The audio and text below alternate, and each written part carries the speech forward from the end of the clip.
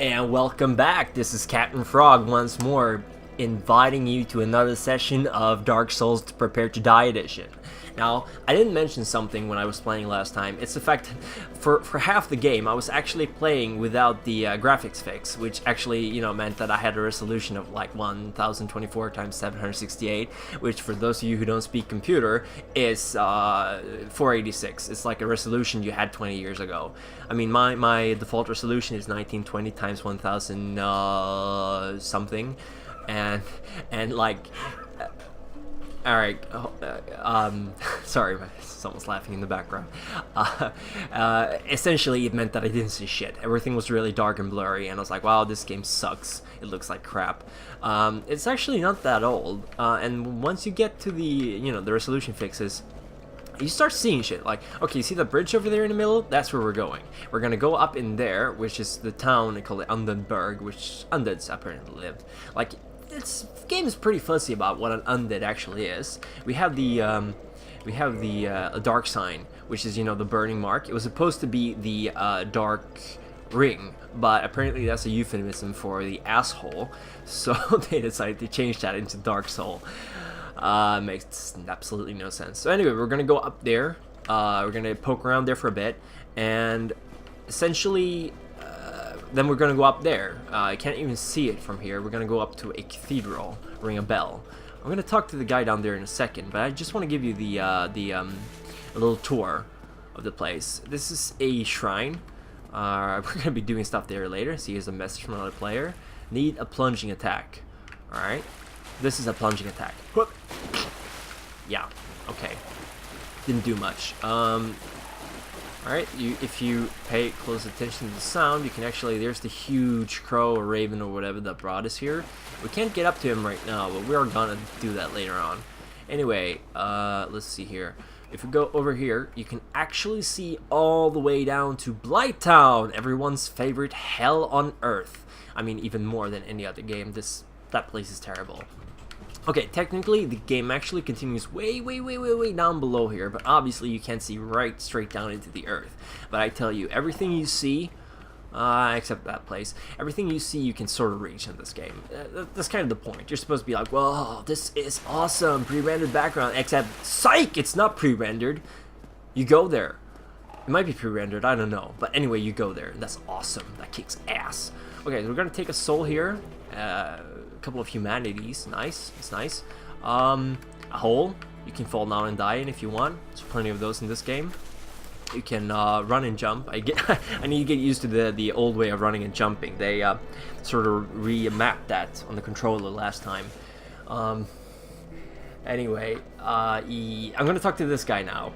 I'm gonna actually remove the subtitles because I realized that if I have the subtitles while talking to a person, it kind of makes you impatient. But if you're listening to the guy, you really don't want to have the subtitles on. If you guys disagree with me, then really do please leave a comment. Right now, I'm just gonna turn it off because it makes me focus on the game a lot more. Also, if you hear typing or anything in the background, please don't mind that.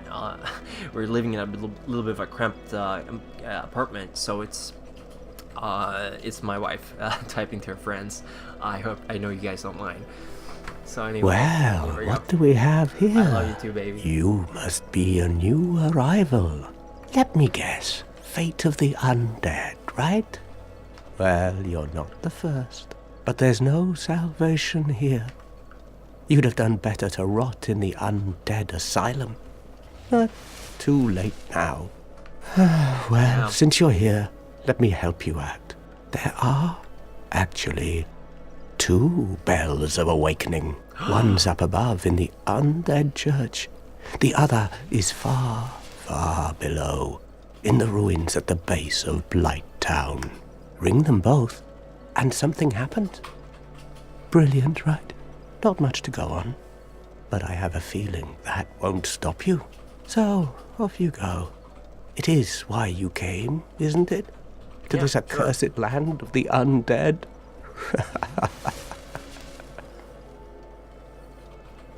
Alright, so I'm gonna be chugging my Estus Flask, which by the way heals you every time someone says the word undead. Methinks that's it's a decision I'm gonna be regretting, but I decided to make it a little bit of a game of it. So when I'm talking to NPCs and they say undead, then I'm gonna be chugging from my Estus Flask. Let's see how long that lasts. Your face. You're practically hollow. But Hey. who knows? Going hollow could solve quite a bit.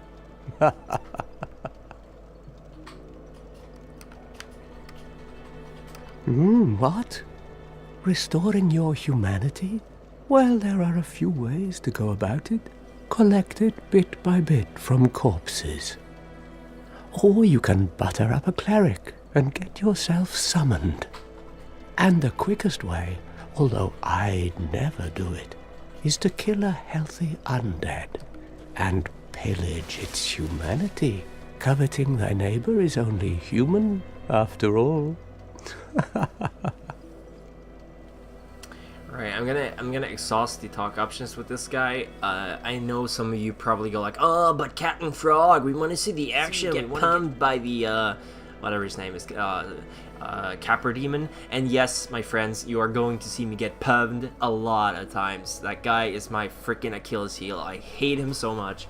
But you know, I want to give you guys a good taste of the game, and a good taste of the game is actually listening to the NPCs. They have important shit to talk about. This guy, he's, I don't remember his name, he's like the Forlorn or the, well, anyway, he's basically lost his faith in his journey, so he's just sitting here wasting his time. You want to talk to him because he gives you some pretty useful advice. What are you looking at? Don't try anything clever. You might regret it.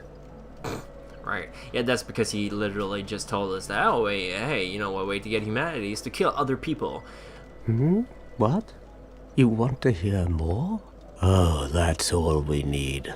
Another inquisitive soul. Well, listen carefully then. One of the bells is up above in the undead church, but the lift is broken.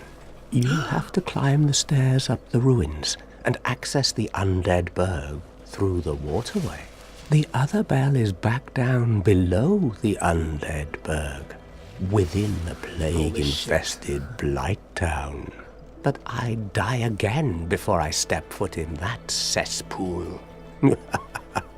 Right, we're down to 3 Estus flasks and we're only talking to this guy. Bloody hell, what is it now? You ask too many questions. Alright, looks like he's tired of us.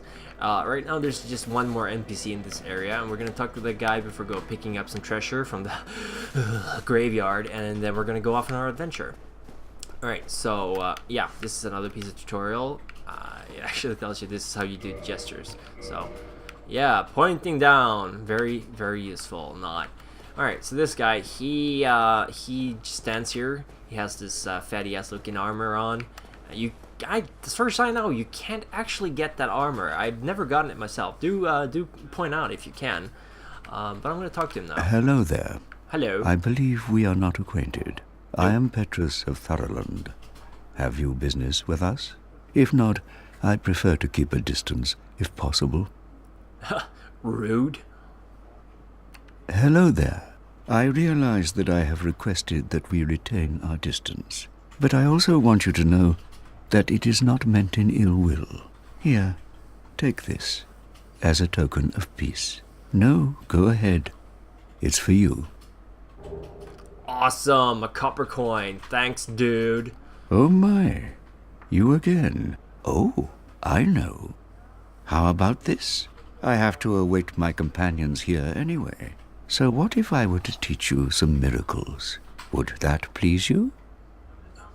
Motherfucking miracles. Hell yeah, it would please me. Very well. Then first, a covenant with the gods. Sure, I'm not part of any covenants anyway. Boip.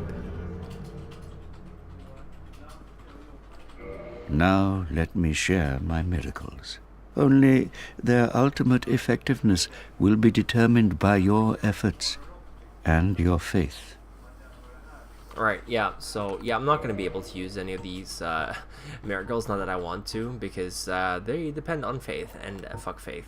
Faith is shit. So I can buy talismans, which I can't afford, and you need talismans to use miracles that I can't learn. So motherfucking miracles. I'm part of the White Covenant now, which really, I mean, there's a lot of story behind that, and if you're really interested into the lore, and if you're not afraid of being spoiled, then I really recommend looking at some of the lore videos out there. Epic Name Bro, got some name dropping here. Epic Name Bro is literally the authority on Dark Souls 1 lore. He's sort of taken a step back with Dark Souls 2 because he was invited to work on the official strategy guide. Really cool guy. He's got everything checked out. I learned a new move. Ooh, cool, I can shrug. My companions are Milady and her young knights. Milady? She is young, but burdened by an undead mission. We are her defenses, to keep her from harm. Cool. An undead mission? Regrettably, I cannot share that with you. But you are my pupil. Perhaps if you show your faith. No. I'm afraid that may be difficult, for our missions are sacred. Right, but you were willing to take Come souls again. for it. The effectiveness of the teachings depend upon your faith. Hey, dude, look, hey, cool, hey, dude, we have the same haircut. Is that insane or what? We're like haircut bros, except I'm much prettier. You could be like a sub bro or whatever. Anyway, yeah, let's break some fucking bosses or whatever. Alright, so I'm gonna be running around a little bit more, just people talking in the background. Sorry, should have closed the window. A little bit late to do that now. Anyway, this game is pretty much, I don't know if it actually keeps track on exactly how many percentages of your carrying capacity. I don't know if it keeps track on like how that affects your stamina. I do know that that at certain levels, like if you're at 25% of your carrying capacity, which is your equip load, then if you're under 25%, you roll and you get up right away. If you're under 50%, but above 25, you get up pretty fast. And if you're over 50%, you're a fatty. It takes a shit long time to get up, and you're essentially, you gotta have really good armor. Because if you're over 50, then you're pretty much bound to be hit every now and then. Then again, it all depends on how good you are at this game. Something that I really like is that you can go through the entire game without leveling up. You can go through the entire game with your starting equipment, and it doesn't matter if you're patient enough, if you're good enough. Then that's all that matters. You know, you can literally kill the last boss with this axe if you want to. You don't even have to level up. Of course, it's gonna take a while, and it's gonna be hard as balls. But you know, there we go. Shit, that's a giant skeleton. I have a suspicion that this is gonna be first time I die in this game. Zweihander, that's a two-handed sword. It's German for two-hander, because why call a sword a shovel? Oh, binoculars. Oh, spider skeletons! Ugh. Yeah, that was one hit from the huge. Oh, and I'm dead. There we go. Like, I got binoculars. Binoculars are pretty okay. They're pretty good for aiming your crossbow, because you can't really aim your crossbow manually in this game. I know shit sucks, but you shouldn't be using ranged weapons anyway. The binoculars are, you know, they're okay. They're not essential to the game. I just like to pick up all the stuff I find. So I'm gonna go up here. Oh yeah, here's another guy. Soul of a Lost Undead. Yeah, eventually you start picking up souls from other people, and I don't think everyone drops a soul when they die. Souls are kind of the currency of Lordran, really. I mean, you use them to level up, and you use them to buy stuff in this game. So you can either go like, yeah, I'm totally gonna buy this bitchin' sword, which costs you like bazillion souls, or you can go, nah, I'm just gonna level up my stats and keep using my axe. I like the axe. The axe is good. The axe is nice. The axe is my friend. And I mean, I'd be hard-pressed not to agree with you. The axe is a pretty good friend. But you gotta keep it balanced. Usually, though, I don't recommend buying equipment unless you're going for a completionist and you just want all the gear, which I really can't blame you for, because shit, man, this game has some pretty badass gear. Alright, let's see. I do notice that your running reaction speed is a lot faster in the second game, huh? What do you know? Got a round shield, not using shields right now. Might change my mind about that later. We'll see. I think that's everything. Yeah, you know what? That's everything. I'm not even gonna pick up my corpse. See, essentially when you... Oh, shit. When you die in this game... Oh, fuck me. There we go. Welcome to Dark Souls. First time I played this game was actually 2 months ago. No, 3 months ago. I got this on the Steam Christmas sale. And I was like, oh yeah, Dark Souls. I heard that it's good. And I came all the way to Firelink Shrine and to these skeletons. And I was like, what the fuck? I can't kill them. They're not dying. This game sucks. And I stopped playing it for 3 months. Until I actually was told by a friend that you're not supposed to go there yet. See, that's the thing about Dark Souls. It doesn't hold your hand. It goes like, yeah, you know what? Here you go. Here's the entire world. Have fun. And then you die and you rage, and the game goes, maybe you shouldn't go there. Huh? Maybe you should go another way. And you go, well, you could have told me. And the game goes, well, I didn't tell you to go that way. And then you feel like a dumbass. But either way, you essentially have to go this way. This is the first path you're taking. So we're gonna go up this. I didn't even see this place the first time because of the bad resolution. I was like, shit, I can't see anything. Fuck you! Chosen undead. Oh, holy shit! Yeah, that guy is badass. Blam, blam, blam. Ooh. You ain't chugging some freaking Estus flasks. You see, that's something I missed from Dark Souls 1. Like, the first enemies you meet. What? I got 2 Titanite shards? Am I playing on easy mode? Anyway. Oh, it looks like I got all my Estus flasks back. Technically, I shouldn't be drinking them since I don't have any left. Whoop. Oh, fuck. See there? I done goofed. Boom, boom. Okay, this guy's just throwing his freaking fireballs. Ooh. Ah! And this guy is gonna mess me up. Boom, boom. I am sucking badly at this game. Alright, so technically you're supposed to go down here, but screw that. I'm gonna go the same way I went the first time I played.